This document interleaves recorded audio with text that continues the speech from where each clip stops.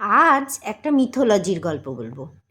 মিথোলজির গল্পটা হচ্ছে রাবণের বউ মন্দোদরী।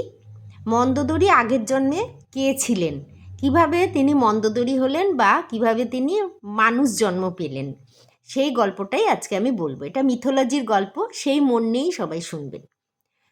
তো একদিন সাধুদের ভাণ্ডারা হচ্ছিল। তো ভাণ্ডারা মানে জানেন তো? ভাণ্ডারা মানে আমি বলে দিই, ভাণ্ডারা মানে হচ্ছে গিয়ে সাধুদের সেখানে খেতে দেওয়া হয়। আর কিছু মানে উপহার, উপহার মানে কি একটা গরু, জমি এসব দান করা হয় আর খাওয়ানো হয়, সাধুদের খাওয়ানো হয় এবং দান করা হয়, সেটাকে ভাণ্ডারা বলে।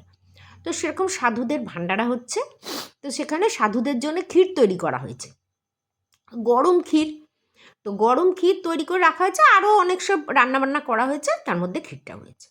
এবার আধুনিক তো রান্না টান্না করে এদিক ওদিক গেছে হয়তো স্নান টান করতে। ইতিমধ্যে কি হয়েছে, ওই ক্ষীর, তখনকার দিনে তো বনে জঙ্গলের ব্যাপার, এ তো অনেক দিন আগের পুরাণের গল্প, ফলে বনে জঙ্গলে। তা ওই গরম ক্ষীরের মধ্যে একটা সাপ পড়ে যায়, সাপ পড়ে মারা যায়। তো সেখানে কেউ ছিল না, সাপটা যে পড়েছে সেটা দেখেনি। এখন ওই ক্ষীর খেলে তো সাধুরা মারা যাবে। তো সেখানে এক ব্যাঙ, মানে মেয়ে ব্যাঙ বসেছিল।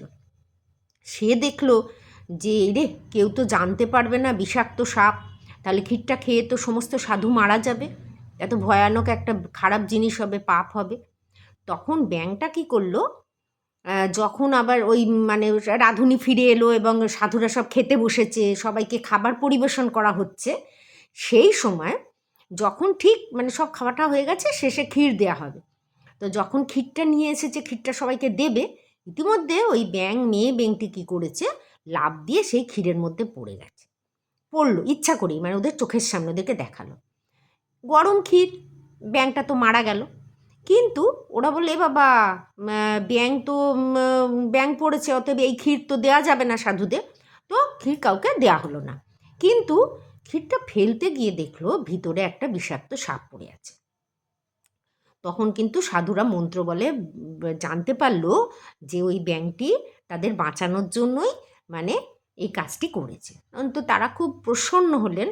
তো প্রসন্ন হওয়ার পরে ওই ব্যাঙটিকে আবার তারা মন্ত্র বলে মানে প্রাণ ফিরিয়ে দিলেন এবং বললেন ব্যাঙটিকে ওনারা যে পরের জন্মে তুমি আমাদের কন্যা হয়ে জন্মাবে।